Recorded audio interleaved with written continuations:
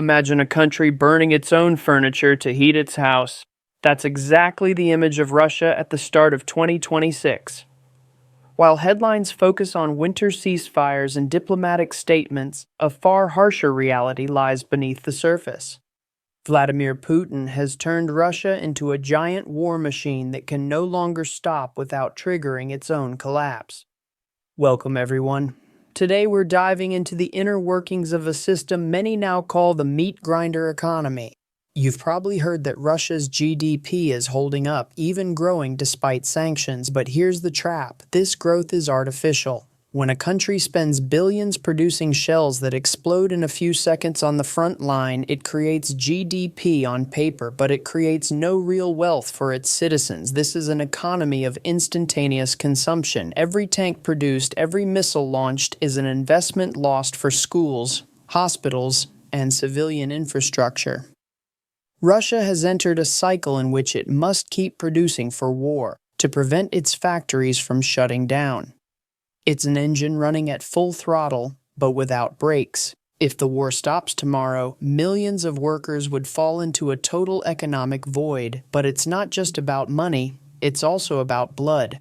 That's where the cost becomes unbearable. To fuel this machine, you need men. Intelligence reports are clear.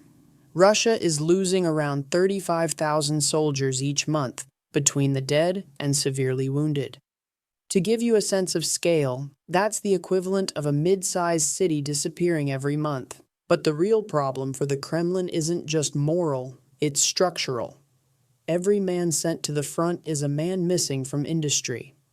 Russia is facing its worst labor shortage since the 1990s. Factories in Siberia and the Urals, which produce essential components for the civilian sector, are being deserted. Why? Because the army is offering staggering salaries, sometimes 10 times the average wage, to attract volunteers. The result is catastrophic: runaway inflation. The government has to print money to pay these bonuses, which pushes down the value of the ruble and drives up the price of bread. The country is reaching a breaking point. It no longer has enough bus drivers, maintenance technicians, or engineers because they are either at the front in arms factories or in exile. The Kremlin is draining its vital workforce to plug gaps along a 1,000-kilometer front line. And despite this massive human sacrifice, technology is rendering Russian tactics obsolete. This brings us to the revolution terrifying the Russian general staff: drones. For decades, Russian military power rested on a simple idea: mass. More tanks, more artillery, more soldiers. But in 2026, that doctrine is falling apart. As recent analyses have shown, nearly 80% of Russian losses now come from FPV, first-person view drones. These small devices, costing $500, are capable of destroying multi-million-dollar T-90 tanks. The meat grinder is no longer just a metaphor, it's a tactical reality.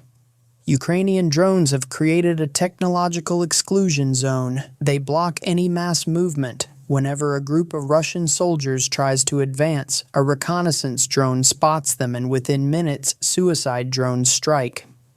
The most tragic part for troops on the ground is the impact on medical evacuation. Previously, a wounded soldier had a good chance of survival if evacuated within an hour. Today, drones systematically target evacuation vehicles and medics. Mortality ratios have skyrocketed. In some sectors, there are now more deaths than injuries because no one can reach the wounded. This technological helplessness eats away at morale. Russia may produce thousands of tons of steel, but it cannot compete with the surgical precision of silicon and software. To compensate, Putin now turns toward increasingly troublesome allies. Where do the munitions come from if Russia's industry is on its knees? This is where the mask of sovereign superpower falls.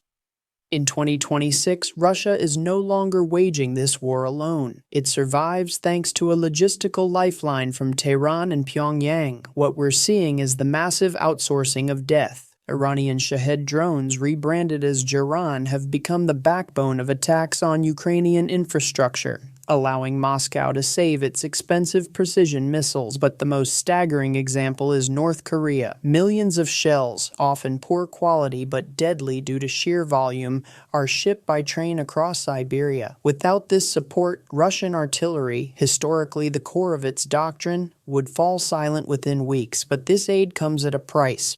Putin receives nothing for free. In exchange, he must hand over sensitive technologies, including space and nuclear tech, alarming the international community. Even worse, this dependence puts Russia in an unprecedented position of diplomatic weakness.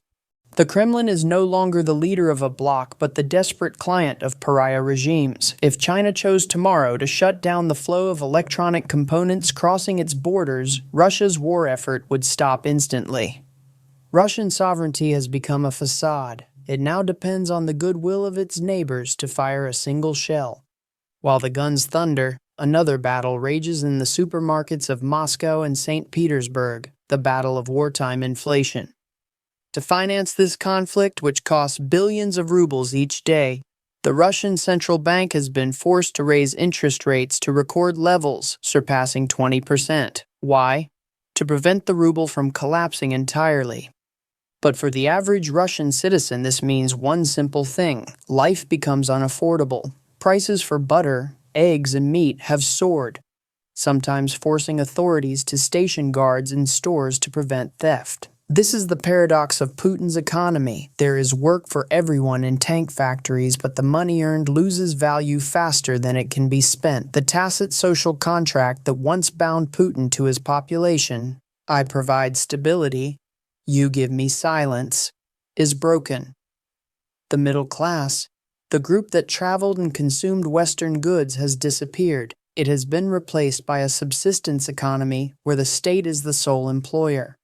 By investing everything in destruction, the Kremlin is sacrificing the future. Every ruble spent on a Kaliber missile is a ruble not spent repairing civilian heating networks, which are literally bursting from the freezing temperatures this winter. Russia is not just becoming poorer, it is decaying from within. And now nature steps in. Over the past 24 hours, a brutal Arctic cold wave has hit the front, with temperatures dropping to minus 30 degrees Celsius. In these conditions, war changes form. Logistics, already shaky, become a nightmare. Diesel freezes in fuel tanks, drone batteries lose 60% of their autonomy, and men, exhausted after months of fighting, succumb to hypothermia. It is in this context that Donald Trump announced a moratorium on strikes against energy infrastructure. But make no mistake, Putin would not agree out of humanitarian concern. He would agree because his own troops are at the brink of logistical collapse.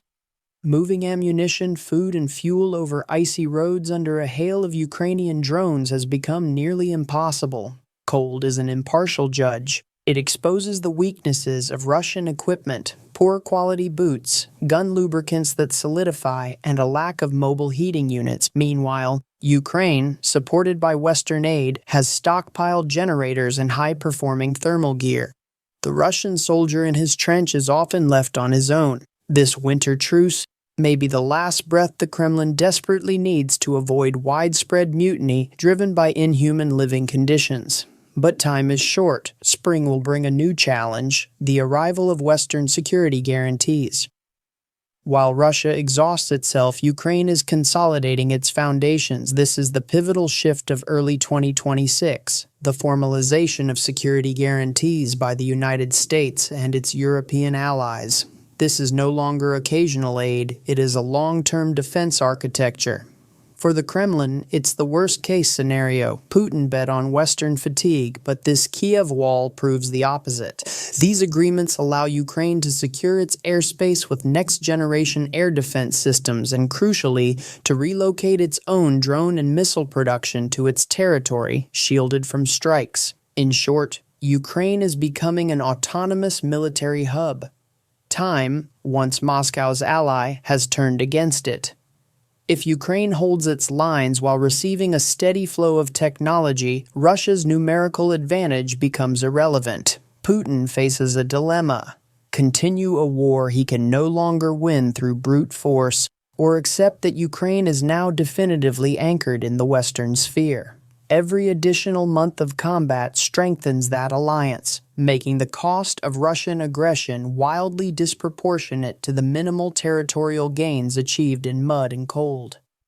Beyond maps and missiles lies the psychology of a nation. How much more can Russian society bear? History shows that Russia can endure extreme hardship, but it also shows that when the breaking point is reached, collapse is sudden. In 2026, the cracks are visible. This is not a revolution, yet, but an erosion. Anger is rising among the mothers and wives of mobilized soldiers who never see their loved ones return, not even on leave. Discontent no longer comes from Moscow's liberals, but from the very base of the regime, rural working-class populations who provide most of the soldiers. Police repression is intensifying, but it cannot fill empty plates or heat-freezing apartments. The real danger for the Kremlin is not a classic coup, but total demoralization of the army. If the Russian soldier begins to question why he is dying for a few meters of ruins while his country collapses economically, the chain of command could break. Putin's regime rests on a perception of invincible strength. If that facade cracks this spring, if the last chance offensive fails once again, the sense of pointless sacrifice could become the president's greatest enemy. Internal order is a house of cards waiting for a gust of wind. So, are we finally approaching the endgame? 2026 won't just be another year in this conflict, it is the year of reckoning. All the indicators converge. The Russian economy is overheating, its stockpiles of Soviet-era equipment are dwindling, and its population is beginning to question the price of victory. Putin bet on the world looking away, but the world now understands that the stakes extend far beyond Ukraine. We are at a crossroads. If the negotiations mentioned in the past hours lead to a frozen conflict, it won't be out of goodwill but out of sheer necessity for a Russia on the verge of suffocation. But a truce does not mean peace. It simply means the war machine needs time to repair its broken gears. The future will depend on our ability to remain clear-eyed. Russia is not invincible. It is simply massive and stubborn.